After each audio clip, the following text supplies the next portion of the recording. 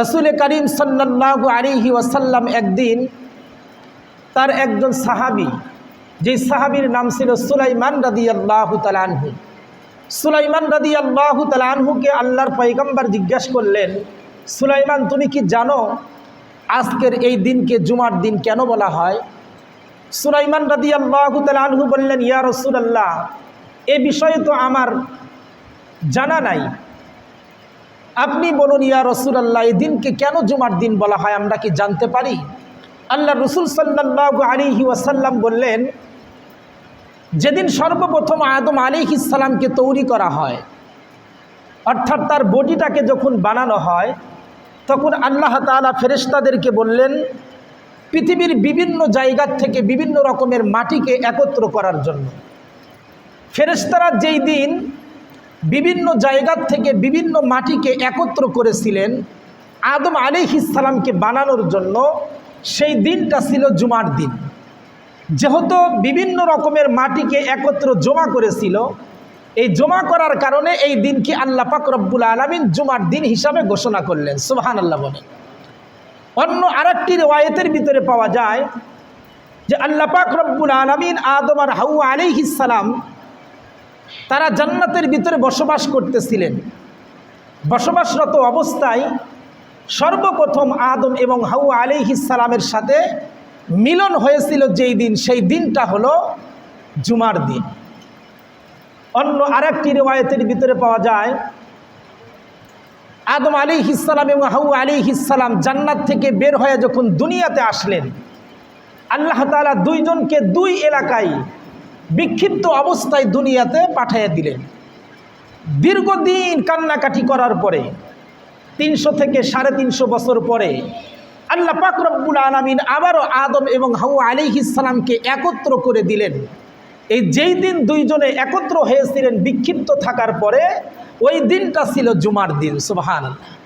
এই জন্য এই সমস্ত বিভিন্ন কারণে এই দিনকে জুমার দিন বলা হয়।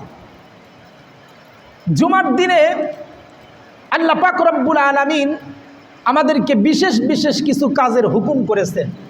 আল্লাহর রাসূল সাল্লাল্লাহু আলাইহি ওয়াসাল্লাম মক্কা থেকে হিজরত করে মদিনায় যাচ্ছিলেন। মদিনায় যাওয়ার পথে একটা মহল্লায় আল্লাহর পয়গম্বর অবস্থান করলেন, যেই মহল্লার নাম ছিল কুবা। এই কুবা নামক স্থানে আল্লাহর পয়গম্বর সর্বপ্রথম পৃথিবীতে বাইতুল মুকাদ্দাস এবং কাবা শরীফ, এই দুইটা মসজিদ ব্যতীত সর্বপ্রথম পৃথিবীতে যেই মসজিদ তৈরি করেন, সেটা হলো আল্লাহর পয়গম্বর নিজের হাতে তৈরি করেছিলেন।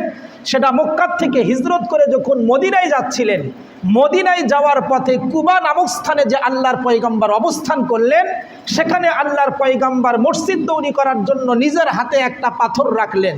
এরপরে হযরত আবু বকর একটা পাথর রাখলেন, এরপরে হযরত ওমর রাদিয়াল্লাহু তাআলা আনহু একটা পাথর রাখলেন। এরকম করে আরও যত বাকি সাহাবী ছিল, সমস্ত সাহাবীরাই একটা একটা করে পাথর এনে ওখানে মসজিদ নির্মাণ করলেন। সুবহানাল্লাহ।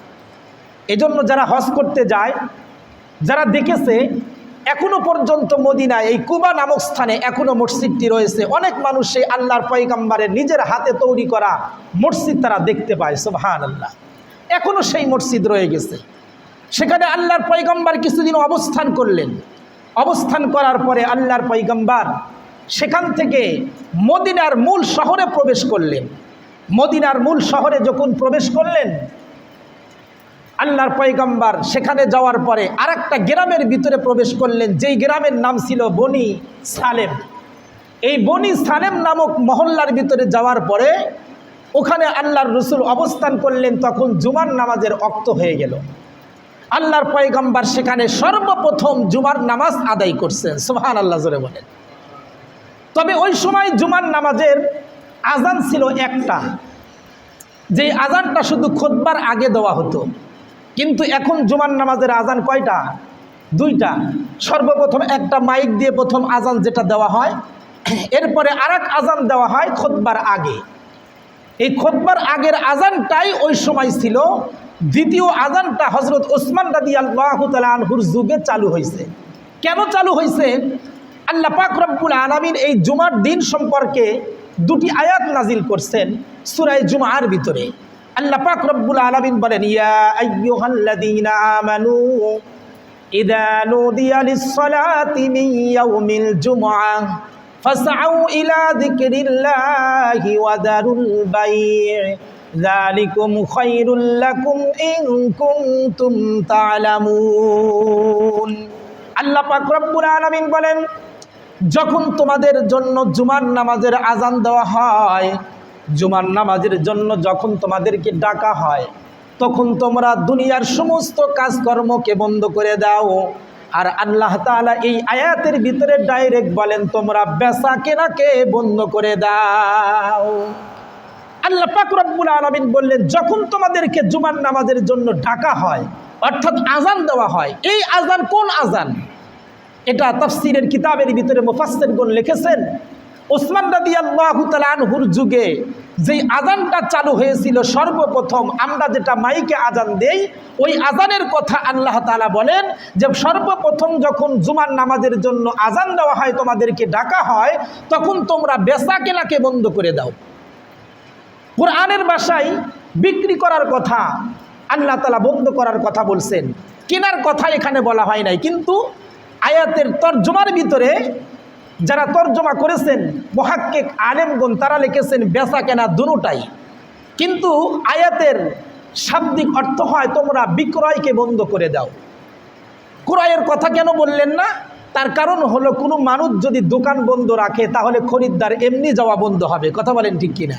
এই জন্য আল্লাহ তাআলা শুধু বেচা বন্ধ করার কথা বলছেন, কেনা বন্ধ করার কথা বলেন নাই। কেন? কারণ দোকান যদি বন্ধ থাকে অটোমেটিক খরিদ্দার এমনি যাওয়া বন্ধ হবে। কথা বলেন ঠিক কিনা? এই জন্য আল্লাহ তাআলা এই আয়াতের ভিতরে বলেন, যখন তোমাদের জন্য জুমার প্রথম আজান দেওয়া হয়, তখন তোমরা বেচা কেনাকে বন্ধ করে দাও, এমনকি দুনিয়ার যাবতীয় কাজকর্মকে বন্ধ করে তোমরা মসজিদের দিকে দৌড়াও। সুবহানাল্লাহ বলেন। এখানে দৌড় দেওয়ার কথা আসছে, তার মানে কি? তার মানে নামাজের জন্য কি আমরা বাড়ির থেকে মসজিদের দিকে দৌড়াই আসবো? না, এখানে দৌড়ানোর শব্দটা এই জন্য ব্যবহার করা হয়েছে তাগিদ বোঝানোর জন্য, গুরুত্ব বোঝানোর জন্য। মানুষ যখন একটা মূল্যবান জিনিসকে কুড়ানোর জন্য যায়, তখন কিন্তু মানুষ আস্তে আস্তে হাঁটে না, তখন দৌড়ায়। কথা বলেন ঠিক কিনা? কার আগে কে যাইতে পারে? ঠিক তদরূপভাবে জুমার নামাজটাও ওই রকম, জুমার দিনের ফজিলতটাও ওই রকম, কার আগে কে মসজিদে আসতে পারে। হাদিস শরীফের ভিতরে আল্লাহ রাসূল সাল্লাল্লাহু আলাইহি ওয়াসাল্লাম বলেন, যে ব্যক্তি সর্বপ্রথম মসজিদের ভিতরে জুমার নামাজ আদায় করার জন্য প্রবেশ করবে, আল্লাহ পাক রব্বুল আলামিন তার আমলনামায় একটা উট কোরবানির সওয়াব দান করবেন। সুবহানাল্লাহ বলেন। এরপরে যে ব্যক্তি আসবে তাকে একটা গরু কোরবানির সওয়াব দান করা হবে। তারপরে যে আসবে তাকে বকরি কোরবানির সওয়াব। তারপরে যে আসবে একটা মুরগি সদকা করার সওয়াব। তারপরে যে আসবে একটা ডিম সদকা করার সওয়াব। এরপরে মানুষ যত দেরিতে পরে আসতে থাকবে তার সওয়াব তত কমতে থাকবে। এখন তো আমাদের অবস্থা হলো এই যে আমরা মসজিদে পরে আসতে আসতে আসতে আসতে আমরা সবাই এখন ডিম মার্কা মুসল্লি হয়ে গেছি। কথা বলেন ঠিক কিনা? আমাদের কপালে আর গরু বকরি আর উট কোরবানির সওয়াব মেলে না। আমরা সবাই এখন মুরগি ডিম মার্কা মুসলমান হয়ে গেছি। সবাই চেষ্টা করি যে পরে যাব, এখনও তো হুজুর কথাই বলতেছে, তারপরে খুতবা দিবে, 1:30টার পরেই তো নামাজ শুরু হয়, যায় আস্তে আস্তেই যায়। অথচ সাহাবা ইকরাম কি করতেন? এই জুমার নামাজের ফজিলতটা, কোরবানির ফজিলত অর্জন করার জন্য সাহাবা ইকরামদের ভিতরে প্রতিযোগিতা ছিল, কার আগে কে মসজিদে যাইতে পারে। সুবহানাল্লাহ। হযরত ওমর রাদিয়াল্লাহু তাআলা আনহু সবার আগে মসজিদে আসতেন। এসে দেখেন হযরত আবু বকর সিদ্দিক রাদিয়াল্লাহু তাআলা আনহু তিনি মসজিদে বসে বসে কোরআন তেলাওয়াত করতেছেন। সুবহানাল্লাহ। ওমর রাদিয়াল্লাহু তাআলা আনহু চিন্তা করলেন, আবু বকর আমার আগে আসছে, আমি এরপরের জুমার থেকে সকাল সকাল মসজিদে আসব। ফজরের নামাজের পরেই ওমর রাদিয়াল্লাহু তাআলা আনহু বাড়িতে গেলেন। কিছুক্ষণ পর আবার মসজিদে আসলেন যে সবার আগে মসজিদে যাব। এসে দেখেন আবু বকর সিদ্দিক রাদিয়াল্লাহু তাআলা আনহু মসজিদে বসে আছেন। সুবহানাল্লাহ বলেন। ওমর রাদিয়াল্লাহু তাআলা আনহু তিনি চিন্তা করলেন যে আমি ফজরের নামাজ পড়ে আর বাড়িতেই যাব না, আমি ফজরের নামাজ পড়ার জন্য যে মসজিদে আসবো ওই সময় মসজিদে থেকে যাব। কিন্তু দেখলেন ওমর রাদিয়াল্লাহু তাআলা আনহু যে আবু বকর সিদ্দিক রাদিয়াল্লাহু তাআলা আনহু বৃহস্পতিবার থেকেই জুমার প্রস্তুতি নিয়ে মসজিদে অবস্থান করছেন। সুবহানাল্লাহ। সবার আগে আগে ছিলেন হযরত আবু বকর সিদ্দিক রাদিয়াল্লাহু তাআলা আনহু। এজন্য মেরে মুহতারাম, জুমার নামাজের জন্য মসজিদে সবার আগে আসা চাই, সবার পিছনে না।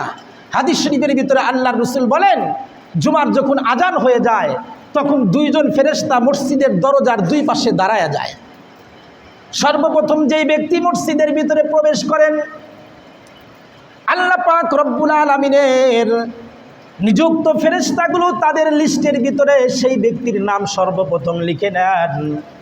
তারপরে যে আসেন তার নামটা লিখে নেন, তারপরে যে আসে তার নামটা লিখতে থাকেন। এরকম করতে করতে ইমাম সাহেব যখন খুতবা দেওয়ার জন্য মেম্বারে বসে যায়, ততক্ষণ পর্যন্ত ফেরেশতার নাম লিস্টি করতেই থাকেন। ইমাম সাহেব যখন খুতবা দেওয়ার জন্য মসজিদে বসে যায়, তখন ফেরেশতারাও লেখা বন্ধ করে খুতবা শোনার জন্য তারা মসজিদে বসে যায়। সুবহানাল্লাহ। এখন চিন্তা করে দেখেন, আমরা মুসলমান যারা ইমাম সাহেব খুতবা শুরু করার পরে মসজিদের ভিতরে ঢুকতেছি, আমাদের নাম কি ফেরেশতাদের লিস্টে ঢুকতেছে? আমাদের নাম কি ফেরেশতাদের লিস্টে আছে? যেই নামটা আল্লাহর কাছ পর্যন্ত বুঝবে যে আল্লাহ শুক্রবারের দিন তোমার মহান হুকুম আদায় করার জন্য সবার আগে মসজিদে ঢুকছি। না, আমরা কপাল পোড়া, আমাদের নামটা ফেরেশতাদের লিস্টেও ঢোকে না। কারণ আমরা দুনিয়ার মেহনত বেশি করি, আখেরাতের মেহনত কম করি। কারণ হলো আখেরাতের বিশ্বাস আমাদের ভিতরে কম। এজন্য আল্লাহ পাক রব্বুল আলামিন সূরা জুমআর 9 নম্বর আয়াতের ভিতরে বলেন, ইয়া আইয়ুহাল্লাযীনা আমানু, হে ঈমানদারেরা, ইযা নুদিয়া লিস-সালাহ মিন ইয়াউমিল জুমআ, জুমার দিনে জুমার নামাজের জন্য যখন তোমাদেরকে ডাকা হয়, ফাসআউ ইলা যিকরিল্লাহি ওয়া যারুল বাই, তোমরা তখন আল্লাহর ইবাদতের জন্য দৌড়াও আর তোমাদের কাজকর্ম বেচাকেনাকে বন্ধ করে দাও। সুবহানাল্লাহ। যালিকুম খায়রুল লাকুম ইন কুনতুম তা'লামুন, আল্লাহ পাক রব্বুল আলামিন বলেন, যদি তোমরা বোঝো তাহলে এটা তোমাদের জন্য অনেক ভালো। যদি তোমরা জানো, বোঝো, তাহলে এটা তোমাদের জন্য অনেক ভালো। আল্লাহ পাক রব্বুল আলামিন জুমার নামাজের আগে দুইটা কথার আদেশ করছেন, দুইটা কাজ করার কথা বলছেন। এক নাম্বার হলো আল্লাহর ইবাদত করার জন্য দৌড়াও, আর দুই নাম্বার হলো তোমাদের কাজকর্মকে বন্ধ করে দাও। অপর আয়াতের ভিতরে আল্লাহ পাক রব্বুল আলামিন বলেন, ফাইদা কুদিয়াতিস সালাত ফান্তাশিরু ফিল আরদি ওয়াবতাগু মিন ফাদলিল্লাহ ওয়াবতাগু মিন ফাদলিল্লাহ। আল্লাহ পাক রব্বুল আলামিন বলেন, জুমার নামাজ যখন তোমরা পড়ে ফেলছো, এরপরে তোমাদেরকে আরো দুইটা কাজের হুকুম আমি করলাম। ওয়াযকুরুল্লাহা কাসীরান লাআল্লাকুম তুফলিহুন। আল্লাহ পাক রব্বুল আলামিন বলেন, জুমার নামাজ হয়ে গেছে, এখন কি করবা? এখন তোমাদের জন্য দুইটা আদেশ। এক নম্বর আদেশ হলো, এই যে তোমরা নামাজের আগে দোকান বন্ধ করছিলা, কাজকর্ম বন্ধ করছিলা, নামাজ শেষ হয়ে গেছে, এখন তোমরা দোকান খোলার জন্য চলে যাও, এখন তোমরা কাজকর্ম করার জন্য চলে যাও। এক নম্বর হুকুম। তাহলে আল্লাহ পাক রব্বুল আলামিন কি করবেন? তোমরা যেখানে রিজিক তালাশ করতেছিলা, জুমার নামাজটা আদায় করো, কাজকে বন্ধ করে দিয়ে জুমার নামাজ পরে আবার রিজিক তালাশ করার জন্য চলে যাও। আল্লাহ পাক রব্বুল আলামিন বলেন, এই রকম কাজ যদি তোমরা করতে পারো, তাহলে আমি আল্লাহ তাআলা তোমাদেরকে উত্তম রিজিক দান করে দিব। বলেন সুবহানাল্লাহ। ওয়াযকুরুল্লাহা কাসীরা। আল্লাহ পাক রব্বুল আলামিন বলেন, কাজ তো করবা, দোকান তো খুলবা, কিন্তু মনে রাখবা কাজের ফাঁকে ফাঁকে, বাঁকে বাঁকে আমার জিকিরটা তোমরা বেশি বেশি করে করবা। সুবহানাল্লাহ। লাআল্লাকুম তুফলিহুন, এটাই তোমাদের জন্য সফলতা, তাহলেই তোমরা কামিয়াব হতে পারবা। এজন্য কাজের ফাঁকে ফাঁকেও আল্লাহর জিকির করা চাই। আল্লাহ পাক রব্বুল আলামিন সূরা জুমআর 9 এবং 10 নম্বর আয়াতের ভিতরে আমাদেরকে নামাজের আগে দুইটা হুকুম করলেন, নামাজের পরে দুইটা হুকুম করলেন। এজন্য আজান যখন হয়ে যায়, তখন দুনিয়াবি কাজ বন্ধ করে দেওয়া আমাদের জন্য ফরজ হয়ে যায়। আর কোনো কাজ করা চলবে না। যদি কোনো ব্যক্তি আজানের পরেও জুমার নামাজের প্রস্তুতি গ্রহণ না করে দুনিয়াবি কোনো কাজ করতে থাকে, তাহলে সেই কাজের ভিতরে আল্লাহ তাআলা কখনোই সফলতা দেন না, বরং ওই কাজের ভিতরে তার ক্ষতি আর লস আর ধ্বংস চলে আসে। আল্লাহর পয়গম্বর বলেন, জুমার নামাজে যে সর্বপ্রথম আসবে, আল্লাহ পাক রব্বুল আলামিন তাকে কোরবানি করার সওয়াব দান করবেন। শুধু তাই নয়, বরং কোনো ব্যক্তি যদি উত্তম করে গোসল করে, সুন্দর কাপড় পরিধান করে, আতর সুরমা তার কাছে যতটুকুন আছে, যা আছে এটা ব্যবহার করে, রাস্তার ভিতরে কারোর সঙ্গে দুনিয়াবি কোনো কথাবার্তা না বলে মসজিদে প্রবেশ করে কারো জায়গা দখল না করে যেখানে জায়গা পায় সেখানেই বসে যায়। আর ইমাম সাহেব কথা বলার আগ পর্যন্ত যতটুকুন সময় পেয়ে সে নামাজ আদায় করে নেয়। এরপরে নামাজ শেষে মানুষের সাথে কোনো ঝগড়াঝাটি না করে কথাবার্তা দুনিয়াবি না বলে সে বাড়ি পর্যন্ত পৌঁছে যায়। আল্লাহ পাক রব্বুল আলামিন তার আমলনামায় একটা হজের সওয়াব দান করে দেয়। সুবহানাল্লাহ। কবুল হজের সওয়াব সে পেয়ে যায় কখন? যে ব্যক্তি উত্তম রূপে গোসল করে উত্তম কাপড় পরিধান করে এরপরে সুন্দর সাজগোজ করে মসজিদের দিকে রওনা হলো। রাস্তার ভিতরে কারোর সঙ্গে দুনিয়াবি কোনো গল্প করলো না, মসজিদে আসার পরেও দুনিয়াবি কোনো কথা বললো না, যেখানে জায়গা পেল সেখানেই বসলো আর যথাসম্ভব ইমামের কাছাকাছি বসলো।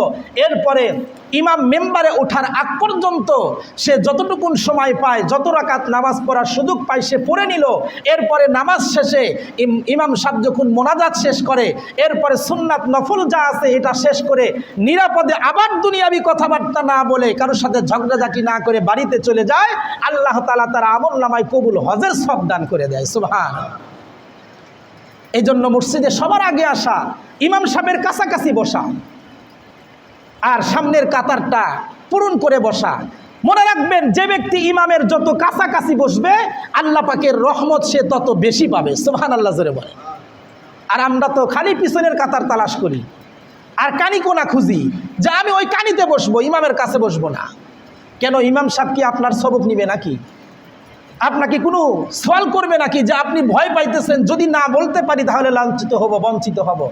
না, ইমামের কাছাকাছি বসেন। হাদিস শরীফের ভিতরে আসছে আল্লাহ পাক রব্বুল আলামিন তার রহমত যখন নাজিল করেন এটা সর্বপ্রথম বাইতুল মামুরে ফেরেশতাদের ইবাদতখানায় নাজিল হয়। সেখান থেকে আল্লাহ পাক রব্বুল আলামিন কাবা শরীফের উপর নাজিল করেন।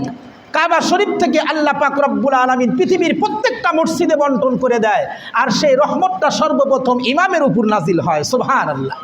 আর ইমাম থেকে সর্বপ্রথম ইমামের পিছনে যে থাকে সে পায়, এরপরে ডান দিকে বন্টন হয়, এরপরে বাম দিকে হয়, এরপরে পিছনের কাতারে হয়। তার মানে ইমাম থেকে যে যত দূরে, যে রহমত থেকে তত দূরে, সে ভাগটা তত কম পেয়ে যায়। বলবেন হুজুর এটা তো দেখা যায় না এজন্য যাই না, তাই না? এটা তো দেখা যায় না তাই যাই না, যদি দেখা যেত তাহলে যাইতাম। এর মোহতারাম, এটাও দেখা যাবে একদিন, যেদিন আপনার চোখ বন্ধ হবে সেদিন। কথা বলেন ঠিক কিনা? যেদিন আপনি দেখতে পারবেন ওই দিন আফসোস করবেন কিন্তু কোনো কাজে আসবে না।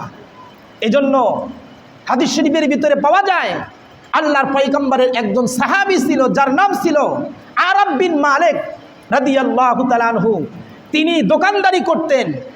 জুমার নামাজের যখন আজান হইতো তো দোকান বন্ধ করে নামাজের জন্য সবার আগে মসজিদে আসতেন। আর মসজিদের এসে নামাজ শেষ করে মসজিদ থেকে যখন বের হতো তখন আল্লাহর কাছে দোয়া করতো, আল্লাহ আপনার হুকুম ছিল দোকান বন্ধ করা তাই বন্ধ করেছি, আপনার হুকুম ছিল নামাজ আদায় করা তাই করেছি, আপনার নামাজের পরে আপনার আর একটা হুকুম আছে দোকান খোলার কথা, তাই আবার দোকান খোলার জন্য যাইতেছি। আল্লাহ তুমি আমাকে উত্তম রিজিক দান করে দিও। কিতাবের ভিতরে প্রমাণ করে আল্লাহর পয়গম্বরের এই সাহাবী প্রত্যেক জুমার দিন নামাজ পড়ে মসজিদের দরজায় দাঁড়ায় এই দোয়া করে মসজিদ থেকে বের হইতো। ইতিহাস প্রমাণ করে তার শুক্রবারে জুমার দিন এত বেচাকেনা হইতো, সারা সপ্তাহ অত বেচাকেনা হইতো না। সুবহানাল্লাহ। এজন্য রিজিকের মালিক কে বলেন? রিজিকের মালিক তো আল্লাহ। আল্লাহকে যদি খুশি করতে পারেন তাহলে তো আপনার সবই হয়ে যাবে। এজন্য সম্মানিত হাজিরিন, আমরা নামাজ পড়ার জন্য মসজিদে আসি। শুধু জুমার দিনের কথা বলতেছি না, অন্যান্য দিনের কথাও বলি। মসজিদে আসার পরে দেখা যায় 10 মিনিট 15 মিনিট 20 মিনিট আগে নামাজের আগে মসজিদে আসছি, আসার পরে দুনিয়াবি কথা আমরা গল্প করি। এগুলো না করা, বরং আপনি যতক্ষণ বসে থাকবেন পারলে কোরআন তেলাওয়াত করেন, না পারলে জিকির আজকার করেন, না পারলে চুপ করে বসে থাকেন, কিন্তু দুনিয়াবি কোনো গল্প করিয়েন না। দুনিয়াবি গল্প করতে করতে হঠাৎ করে জবান দিয়ে কখনো কখনো মিথ্যা কথাও বের হয়ে যায়, হয় কি হয় না? আবার কখনো কখনো কারো গীবত হয়ে যায়, কারো বদনাম হয়ে যায়। এই কাজটা যদি আল্লাহর ঘর মসজিদের ভিতরে করি তাহলে আর ভালো কাজ করব কোন জায়গায় বলেন? এখানেও যদি এই কাজ করি ভালো কাজ করব কোন জায়গায়? এর জন্য মসজিদে আমরা যত আগে পারি আসার চেষ্টা করব, কিন্তু আসার পরে দুনিয়াবি কোনো কথা বলবো না। পারলে কোনো ইবাদত বন্দেগি করব, না পারলে চুপ থাকবো। আর নামাজের কাতার যখন সোজা হয়, একটা কথা খুব ভালো করে শুনে রাখেন, নামাজের কাতার যখন সোজা হয় তখন আমরা হই হুল্লা শুরু করে দিই, একজন আরেকজনকে ডাকতে থাকি। না, এটা করার দরকার নাই। প্রত্যেক মানুষের জিম্মাদারি হলো সামনের কাতার পূরণ করা এবং ইমামের কাছাকাছি দাঁড়ানো। এটা সকলের জিম্মাদারি, এটা কাউকে ডাকার দরকার নাই। আবার অনেক সময় দেখা যায় বাহিরে একজন সুন্নাত নামাজ পড়তেছে, ফরজ নামাজ শুরু হয়ে গেছে, এখন তার জন্য কাতারের মাঝখানে একটা জায়গা ফাঁকা রাখে, চিন্তা করতেছে ও এসব তো দাঁড়াবে না। কাতারের মাঝখানে ফাঁকা রাখার কোনো দরকার নাই, আপনি কাতার পূরণ করবেন। উনি যখন মসজিদের ভিতরে নামাজের শরিক হবে তখন দেখবে ডান দিকে লোক বেশি না বাম দিকে লোক বেশি। যদি বাম দিকে লোক বেশি থাকে ডান দিকে দাঁড়াবে, ডান দিকে লোক বেশি থাকলে বাম দিকে দাঁড়াবে। এটা তার জিম্মাদারি, আপনি তার জন্য জায়গা ফাঁকা রাখবেন, এটা আপনার জিম্মাদারি নয়। আপনার জিম্মাদারি হলো সামনের কাতার পূরণ করা। এগুলো আমরা খেয়াল রাখবো। নামাজ পড়তেছি, নামাজের ভিতরে অনেক সময় দেখা যায় কে মসজিদের ভিতরে আসতেছে আর কে বের হইতেছে সব কিছু দেখে। আচ্ছা বলেন তো দেখি, নামাজের ভিতরে কি এদিক সেদিক তাকানো যায়? এদিক সেদিক তাকানো গেলে যায় নাকি বলেন? না। নামাজের ভিতরে 5টা জায়গায় আপনার নজর থাকবে। আপনি যখন দাঁড়ানো অবস্থায় থাকবেন তখন আপনার নজর থাকবে যে জায়গায় সেজদা পড়বে সেখানে। এই জায়গা ছাড়া অন্য কোনো জায়গায় আপনার নজর দেওয়া চলবে না। যখন আপনি রুকুতে যাবেন তখন আপনার নজর থাকবে 2 পায়ের মাঝখানে, আর আপনি যখন সেজদায় যাবেন তখন আপনার নজর থাকবে নাক বরাবর। আপনি যখন বসবেন এই বসা অবস্থায় আপনার নজর থাকবে 2 পায়ের মাঝখানে কোলের ভিতরে। এইগুলো 4টা। আর 5 নম্বর হলো আপনি যখন সালাম ফিরাবেন নামাজের, আসসালামু আলাইকুম ওয়া রাহমাতুল্লাহি ওয়া বারাকাতু, আপনার কোলের ভিতর থেকে সালাম শুরু হবে, হাতের এখান থেকে এসে নজর এখানে শেষ হবে, সালামও শেষ হবে। এরপরে আবার কোলের ভিতর থেকে দ্বিতীয় সালাম শুরু হবে, নজর এই পর্যন্ত কাঁধ পর্যন্ত আসবে, আপনার সালাম শেষ হয়ে যাবে, নামাজ শেষ। এই নামাজের ভিতরে 5 অবস্থায় 5 জায়গায় দৃষ্টি থাকবে। কিন্তু আমরা নামাজের ভিতরে কে মোবাইল রাখলো, কার মোবাইল বাজলো, কে লাইট জ্বালালো সব দেখি, কে সুইচ দিল এটাও দেখি, কে বন্ধ করলো তাও দেখি। এটা কি নামাজ বলে? খুশুখুদুর সহিত আপনার নামাজ হচ্ছে না। এই জন্য মেরে মোহতারাম সম্মানিত উপস্থিতি, নামাজ পড়বো ইহতেমামের সাথে, গুরুত্ব সহকারে, যেই নামাজ আল্লাহর কাছে কবুল হয়। এই জন্য দাওয়াত ও তাবলীগের ভিতরে একটা স্লোগান আছে, নামাজ যার হবে জানদার তার জিন্দেগি হবে শানদার, আর নামাজ যার হবে আদমরা তার জিন্দেগিও হবে ওই রকম। এই জন্য নামাজ যে যত যত্ন সহকারে পড়তে পারছে তার জিন্দেগি তত শান শৌকতওয়ালা হয়েছে। সুবহানাল্লাহ বলে। এই জন্য নামাজে অবহেলা করি না। আবার কেউ কেউ দেখা যায় 1 পায়ের উপর দাঁড়ায় নামাজ পড়ে, মানে অলসতার নামাজ। কারো যদি কোনো সমস্যা থাকে সেটা ভিন্ন কথা, কিন্তু সমস্যা নাই, আপনি অলসতা করে 1 পায়ে দাঁড়ায় মানে একদম হেলে নামাজ পড়তেছে, তার মানে মন চাইতেছে না, কোনো রকম জোর করে পড়তেছে। আপনি রুকু চলে গেলেন, রুকুতে চলে যাওয়ার পর কমাস কম সুবহান রাব্বিয়াল আযীম 3 বার তো কমাস কম পড়তে হবে। এমনভাবে পড়বেন যে প্রত্যেকটা শব্দের উচ্চারণ যেন আপনার কানে আসে। কানে যদি নাও আসে কমাস কম মুখ আর ঠোঁট নড়ে জিহ্বা নাড়ায় আপনাকে উচ্চারণ করতে হবে। কিন্তু অনেক মানুষ নামাজ পড়ে এমনভাবে, দেখবেন 2 মিনিটের ভিতরে 4 রাকাত নামাজ শেষ। তার মানে সূরা কেরাত দোয়া কালাম যা ছিল বাড়িতে বসে বসে পড়ছে, শুধু রুকু আর সেজদাটা বাকি ছিল ওটা মসজিদে এসে দিয়েছে, এরকম মনে হয়। 2 মিনিটে 4 রাকাত নামাজ শেষ। আল্লাহু আকবার। আপনি কি নামাজ পড়লেন ভাই? আপনি ধানের খেতে যখন ধান লাগাইতে যান তখন অনেক দিকে খেয়াল করেন, লাইনটা সোজা হলো কিনা, এরপরে ধানগুলো সঠিকভাবে সোজা করে লাগাইলাম কিনা, কাদা ঠিক মতো হলো কিনা, কাদাটা সমান হয়েছে কিনা, সার বিষ ঠিক মতো দিছেন কিনা, কত চিন্তা ভাবনা। একটা ধানের খেতে ধান লাগাইতে কত সময় লেগে যায়, আর নামাজ পড়তে এসে এত তাড়াহুড়া কেন? নামাজটা ইহতেমামের সাথে গুরুত্ব সহকারে পড়েন, আল্লাহ তাআলা আপনার নামাজের ভিতরে এত বরকত দিবেন, এত বরকত দিবেন, দুনিয়ার সমস্ত বালা মুসিবত এই নামাজের মাধ্যমে আল্লাহ তাআলা আপনাকে দূর করে দিবেন। সুবহান। সাহাবা ইকরাম তো নামাজের মাধ্যমে সকল সমস্যার সমাধান পাইছেন। আবার অনেকে আছে দেখবেন নামাজ পড়ে চোখ বন্ধ করে, আছে না নাই? নামাজ পড়তেছে চোখ বন্ধ করে নামাজ পড়ে। আমাদের এক দেওবন্দি আলেম বলতেন যে ব্যক্তি চোখ বন্ধ করে নামাজ পড়ে জান্নাতে যদি সে ব্যক্তি যায়, জান্নাতের ভিতরে যে হুর থাকবে হুর হবে কানা, তার মানে কানা বউ পাবে। দুনিয়াতে অনেক মানুষের বউ আছে না কানা, তো জান্নাতের ভিতরে বউ পাবে কানা কোন ব্যক্তি? যে নামাজের ভিতরে দাঁড়ায় দাঁড়ায় নামাজ পড়ে কিন্তু চোখ বন্ধ করে। এই জন্য নামাজে 5 অবস্থায় 5 জায়গায় দৃষ্টি থাকবে, চোখ কখনো বন্ধ করবেন না, চোখ বন্ধ করে নামাজ পড়বেন না। আল্লাহ তাআলা এই নামাজের নিয়ম কানুনগুলো জেনে বুঝে আমাদেরকে নামাজ পড়ার তৌফিক দান করুন, সকলে বলি আমিন। আমরা এই যে মসজিদে প্রবেশ করি, দেখেন সূক্ষ্ম কিছু মাসলা। মসজিদে প্রবেশ করার সময় কোন পাও দিয়ে ঢুকতে হয় বলেন? ডান পা দিয়ে। এটা আমরা অনেকেই মুখে বলি কিন্তু আমল করি না। মসজিদে ঢুকতেছি এলো পাতারি, বাম পা দিয়ে প্রবেশ করতেছি, আবার মসজিদ থেকে যখন বের হইতেছি ডান পা দিয়ে বের হইতেছি। ঢুকতে যে দোয়া পড়তে হয়, বের হতে যে দোয়া পড়তে হয়, এর কোনো তোয়াক্কা নাই। গল্প করতে করতে মসজিদে ঢুকি, আবার গল্প করতে করতে মসজিদ থেকে বের হই, দোয়ার কোনো খবর নাই। অথচ আল্লাহ তাআলা কত সুন্দর, আল্লাহ রসুল আমাদেরকে দোয়া শিখাইছেন, আল্লাহুম্মা আফতাহলি আবওয়াবা রাহমাতি। হায় আল্লাহ, আপনার রহমত নেওয়ার জন্য আপনার ঘরের ভিতরে ঢুকলাম, আপনার রহমতের দরজা আমাদের জন্য খুলে দেন। সুবহানাল্লাহ জোরে বলেন। আল্লাহুম্মা ইন্নী আসআলুকা মিন ফাদলি। আল্লাহ, আপনার ইবাদত বন্দেগী শেষ করে মসজিদ থেকে বের হইতেছি, আপনার ফজল আর করম আমাদেরকে দান করে দেন। কত সুন্দর দোয়া আল্লাহ তাআলা আমাদেরকে শিখাইছেন, কিন্তু আমরা এই দোয়াগুলো পড়ি না। মসজিদে আসার পরে নামাজ পড়তেছি এমনভাবে যে একজন ব্যক্তি নামাজ পড়তেছে, তার সামনে দিয়ে যাতায়াত করতেছে। অথচ মসজিদের ভিতরে সূত্রা দেওয়া হয়েছে, এ সূত্রারও কোনো তোয়াক্কা করে না, নিয়ম কানুন সে মানে না। পিছনে নামাজ পড়তেছে মানে এত তাড়াহুড়া, সালামটা শেষ করে মসজিদ থেকে তাড়াতাড়ি বের হলেই বাসে। তার মানে জেলখানার মধ্যে আছে মনে হয় এরকম। অনেক সময় দেখবেন এই যে যারা 7 বছর 10 বছর জেলখানায় বন্দী ছিল, জেলখানার দরজা যখন খুলে দেওয়া হয়েছে, কার আগে কে বাড়াইতে পারে একটা প্রতিযোগিতা। তো আমরা যখন মসজিদে ঢুকি মনে হয় জেলখানার ভিতরে আসছি। সালামটা শেষ করে, অনেকে তো সুন্নাত পড়ারও টাইম নাই, ইমাম সাহেব সালাম শেষ করছে তো মসজিদ থেকে তাড়াতাড়ি বের হয়ে যায়, সুন্নাত নামাজও পড়ে না।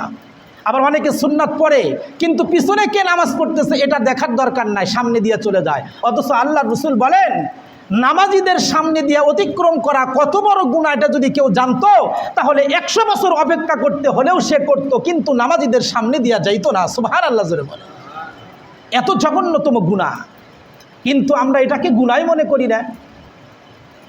এজন্য আল্লাহ পাক রব্বুল আলামিন আমাদের সবাইকে শুক্রবার জুমার দিনের ফজিলত অর্জন করার জন্য সবার আগে আগে মসজিদে এসে জুমার দিনের ফজিলত অর্জন করার তৌফিক দান করুক, এবং জুমার নামাজের আগে এবং পরে যেই 4টি হুকুম আল্লাহ তাআলা আমাদেরকে করছেন, এই 4টি হুকুম যেন আমরা যথাযথভাবে পালন করতে পারি, আল্লাহ তাআলা সেই তৌফিকও আমাদেরকে দান করুক, এবং ইখলাস ও ইহতিমামের সাথে যেন আমরা নামাজ আদায় করতে পারি, সেই তৌফিক আল্লাহ তাআলা আমাদেরকে দান করুক। সকলে বলেন আমিন।